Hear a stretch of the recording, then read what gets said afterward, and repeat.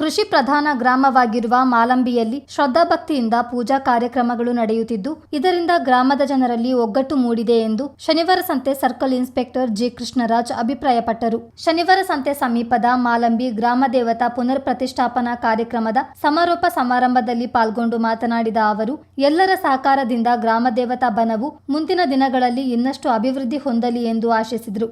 Mobile ಬಳಕೆಯಿಂದ ಮಕ್ಕಳನ್ನು ದೂರವಿಡಬೇಕು, cyber crime ವಂಚನೆಗಳ ಬಗ್ಗೆ ಎಚ್ಚರಿಕೆ ವಹಿಸಬೇಕೆಂದು ಸಲಹೆ ನೀಡಿದರು. ನಿಮ್ಮ ಮೊಬೈಲ್ನಲ್ಲಿ ನೋಟಿಫಿಕೇಶನ್ ಒಂದು ಸ್ಕ್ರೀನ್ ಇಟ್ಕೊಂಡ್ರೆ ನೀವು ಅನ್ಕೊಂಡಾಗೆ ಬರ್ತದೆ. ನೋಡಿ, ನಾನು ಇಲ್ಲಿ ದೇವಸ್ಥಾನ ಅಂತ ಬರ್ತೀನಿ, ಆಗಲೇ ದೇವಸ್ಥಾನದ ಪಿಕ್ಚರ್ ಇದೆ. ಇಲ್ಲಿ ದೇವಸ್ಥಾನ ಅಲ್ಲ, ಅದು ಸಂಬಂಧಪಟ್ಟಿದ್ದು. ಅಂದ್ರೆ ನಮ್ಮ ಮೈಂಡನ್ನ ರೀಡ್ ಮಾಡೋಂಥದ್ದಾಗಿದೆ. ನಮ್ಮ ಮನಸ್ಸನ್ನ ಅದು ರೀಡ್ ಮಾಡ್ತದೆ, ಓದ್ತದೆ. ಅದು ಆ ಮಟ್ಟಕ್ಕೆ ಆರ್ಟಿಫಿಷಿಯಲ್ ಇಂಟೆಲಿಜೆನ್ಸ್ ಬಂದಿದೆ. ನಿಮ್ಮ ಮಗು ಒಂದು ಸುಮ್ಮನೆ ಆಗಿ ಒಂದು ವೆಬ್ಸೈಟ್ ಓಪನ್ ಮಾಡಿದ್ರೆ ಅಥವಾ ಬೇರೆ ಯಾವುದೇ ವಿಡಿಯೋ ಗೇಮ್ನ ಆನ್ ಮಾಡಿದ ತಕ್ಷಣನೇ ಅದಕ್ಕೆ ಸಂಬಂಧಪಟ್ಟಂತ ವೆಬ್ಸೈಟ್ ನಲ್ಲಿ ಅಲರ್ಟ್ ಆಗ್ತದೆ. ಅಲ್ಲಿ ಹಾಗೆ ಅದು ಫ್ರಾಡ್. ತಕ್ಷಣ ನೀವು ನೋಡ್ತಿದ್ದಾಗೇನೆ ಅಮೌಂಟ್ ಹೊರಟೋಗ್ಬಿಡ್ತದೆ. ಹಾಗೆ ನಮ್ಮಲ್ಲಿ ಏನಾಗ್ತದೆ, ಗ್ರಾಮೀಣ ಭಾಗದಲ್ಲಿ ಸ್ಟೇಷನ್ ದೂರ ಇರ್ತದೆ. 3-4 ಸಾವಿರ ರೂಪಾಯಿ ಎಲ್ಲ ಓದಿ ತಲೆ ಕೆಡಿಸ್ಕೊಳ್ಳೋದಿಲ್ಲ. ಸ್ವಲ್ಪ ಜಾಸ್ತಿ ಅಮೌಂಟ್ ಬಂದ್ರೆ ಸ್ಟೇಷನ್ ಹತ್ರ ಬರ್ತಾರೆ. ಜಾಸ್ತಿ ಅಮೌಂಟ್ ಕಳ್ಕೊಂಡ್ರೆ ಸ್ಟೇಷನ್ ಹತ್ರ ಬರ್ತಾರೆ. ಹಾಗೇನೋ ಮಾಡ್ಬೇಡಿ. ನೀವು ಹಾಗೇನಾದ್ರು ಆದ ತಕ್ಷಣ ನಿಮ್ಮ ಮಗು ಅಥವಾ ನೀವೇನೆ ಯಾವ್ದೋ ವೆಬ್ಸೈಟ್ಗೆ ಹೋಗಿ ಹಣ ತಕ್ಷಣ ಹೋಯ್ತು ಅಂದ ತಕ್ಷಣನೇ 1930 1930 ಆ ನಂಬರ್ಗೆ ನೀವು ಡಯಲ್ ಮಾಡಬೇಕಾಗ್ತದೆ. ಡಯಲ್ ಮಾಡಿದಾಗ ನಿಮಗೆ ಡೀಟೇಲ್ಸ್ ನ ಕೇಳ್ತಾರೆ. ಆ ಡೀಟೇಲ್ಸ್ ಹಾಕ್ಬೇಕಾಗ್ತದೆ. ಇನ್ ಕೇಸ್ ಏನಾದ್ರು ಆ ಅಮೌಂಟ್ ಏನಾದ್ರು ಇನ್ನೊಂದು ಟ್ರಾನ್ಸಾಕ್ಷನ್ ರೂಟ್ ನಲ್ಲಿ ಇದೆ ಅಂತ ಹೇಳಿದ್ರೆ, ಅಲ್ಲೇ ಇದೆ ಅಮೌಂಟ್ ಅಂತ ಹೇಳಿದ್ರೆ, ನಿಮಗೆ ಅದನ್ನ ಅಲ್ಲೇ ಸ್ಟಾಪ್ ಮಾಡಿ ಲಾಕ್ ಮಾಡಿ ಒಂದು ಬಹುಶಃ ವಾಪಸ್ ಬರೋ ವ್ಯವಸ್ಥೆನ ಮಾಡ್ಕೊಡ್ತೀವಿ. ಆದ್ರೆ ಅಷ್ಟೊಂದು ಸಾಹಸ ಮಾಡೋದು ಬೇಡ. ಆದಷ್ಟು ನಿಮ್ಮ ಸೇಫ್ಟಿನಲ್ಲಿ ನೀವಿರಿ. ಈಗ ಯಾರು ಕೂಡ ಮನೆಗೆ ಬಂದು ಕಳ್ತನ ಮಾಡ್ತಾ ಇಲ್ಲ. ನಿಮ್ಮ ಬೀಗ ಹೊಡೆದು ನಿಮ್ಮ ಮನೇಲಿ ಯಾರು ತೋರಿಸ್ಕೊಂಡು ಹೋಗ್ತಿಲ್ಲ, ಅಥವಾ ರಸ್ತೆನಲ್ಲಿ ಹೋಗುವ ನಿಮ್ಮ ನಿಲ್ಸಿ ಯಾರು ರಾಬರಿ ಮಾಡ್ತಿಲ್ಲ, ಅಥವಾ ಅಂದ್ರೆ ಸುಲಿಗೆ ಮಾಡ್ತಿಲ್ಲ. ಎಲ್ಲ ಆಗ್ತಿರೋದು ಕೇವಲ ನಮ್ಮ ಅಕೌಂಟ್ ಇಂದ ಹಣನ ತೆಗೆಯುವ ವ್ಯವಸ್ಥೆ ಇದೆ. ಹಾಗಾಗಿ ದಯವಿಟ್ಟು ನೋಡ್ಕೊಳ್ಳಿ. ಆಮೇಲೆ ಎಷ್ಟೋ ವೇಳೆ ಶಿಕ್ಷಕ ಹಾಗೂ ಸಾಹಿತಿ ಉರಾ ನಾಗೇಶ್ ಮಾತನಾಡಿ, ಗ್ರಾಮೀಣ ಭಾಗದ ದೇವಾಲಯಗಳಲ್ಲಿ ಪೂರ್ವಜರ ಕಾಲದ ಆಚರಣೆಗಳೇ ಇಂದಿಗೂ ಪಾಲನೆಯಾಗ್ತಿದ್ದು, ಹೀಗೆಯೇ ಮುಂದುವರಿಯಬೇಕು. ಆಧುನಿಕ ಜೀವನ ಶೈಲಿಯ ಭರಾಟೆಯಲ್ಲಿ ಬಹುತೇಕರು ಹಳೆಯ ಸಂಪ್ರದಾಯಗಳನ್ನು ಮರೆಯುತ್ತಿದ್ದು, ಗ್ರಾಮೀಣ ಜನರಿಂದಾಗಿ ಹಿಂದಿನ ಸಂಪ್ರದಾಯಗಳು ಇನ್ನೂ ಉಳಿದಿದೆ ಎಂದರು. ಖಂಡಿತ ಹಳೆ ಶಿಕ್ಷಣ ಅಲ್ಲ. ನಮ್ಮ ಶರೀರವನ್ನ ಶ್ರಮದ ಕಡೆಗೆ ತೆಗೆದುಕೊಂಡು ಹೋಗಬೇಕು. ನಮ್ಮ ಬುದ್ಧಿಯನ್ನ ಜ್ಞಾನದ ಕಡೆಗೆ ತೆಗೆದುಕೊಂಡು ಹೋಗಬೇಕು. ಮನಸ್ಸನ್ನ ಶ್ರದ್ಧೆಯ ಕಡೆಗೆ ತೆಗೆದುಕೊಂಡು ಹೋಗಬೇಕು.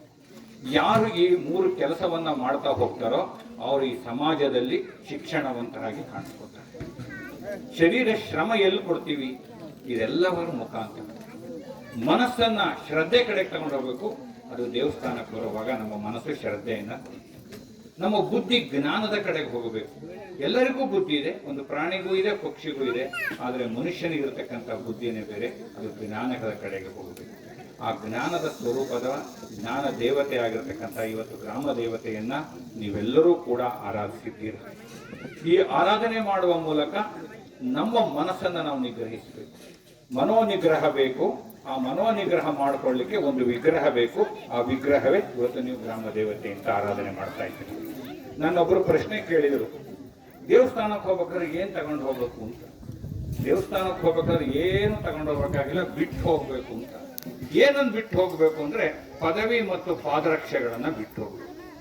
ಪದವಿ ಅಂದ್ರೆ ಏನು? ನಾನು ಅಂಥವ್ರು, ನಾನು ಇಂಥವನು ಅಂತ ಇಟ್ಕೊಂಡು ದೇವ್ರ ಮುಂದೆ ಹೋಗೋದಲ್ಲ.